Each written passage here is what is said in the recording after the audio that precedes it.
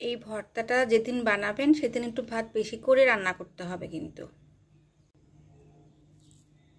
গরম ভাতে এই ভর্তাটা কিন্তু খেতে অসাধারণ লাগে। মাছ মাংস তো আর কিছুই লাগবে না যেদিন এই ভর্তাটা বানাবেন, এতটাই মজার।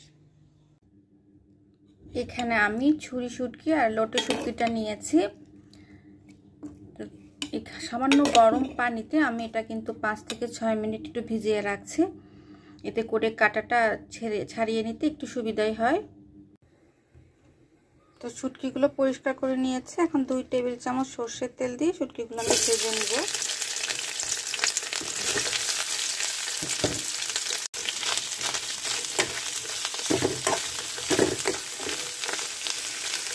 পাশে দিয়ে দিচ্ছি কয়েকটা লাল ঝাল মানে লাল শুকনো মরিচ, আর দিয়ে দিচ্ছি 5-6টা আস্ত রসুন। মানে এগুলো একসাথে আমি ভেজে একটু ক্রিস্পি করে নেব। আর সুন্দর একটা সেন্ট বেরিয়েছে না।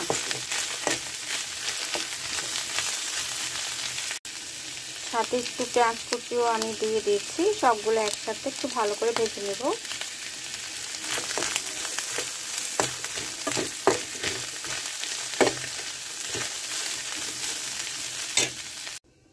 শুটকিগুলো কিন্তু আমি 10 থেকে 12 মিনিট মিডিয়াম টু লো আছে আমি ভেজে নিয়েছি।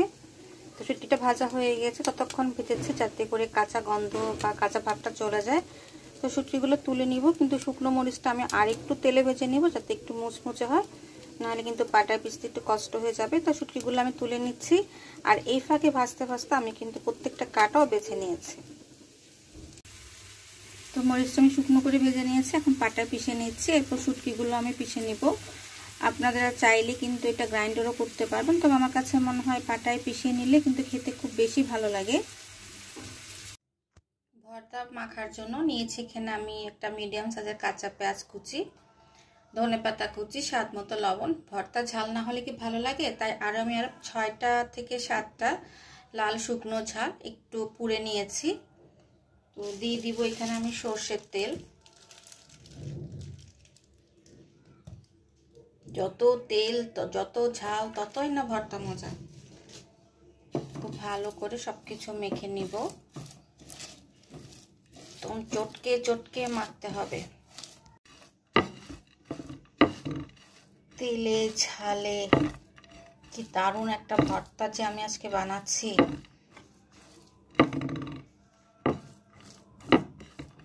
তো মাখা হয়ে গেছে। এখন ওই যে আমি শুটকিটা বেটে রেখেছিলাম, এই বাটা শুটকিটা আমি দিয়ে দিব।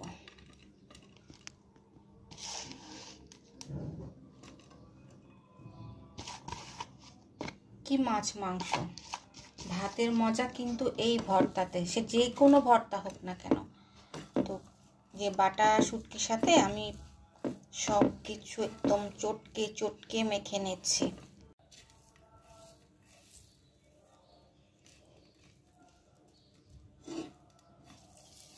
লোভ লাগছে আপনাদের? আমি তো আর সহ্য করতে পারছি না, গরম ভাতে এখনই বসে যাব।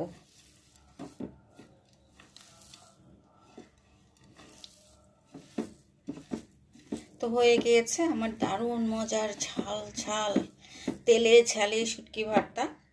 তো অবশ্যই এটা বাসায় ট্রাই করবেন এবং আমাকে জানাতে ভুলবেন না কেমন হয়েছে।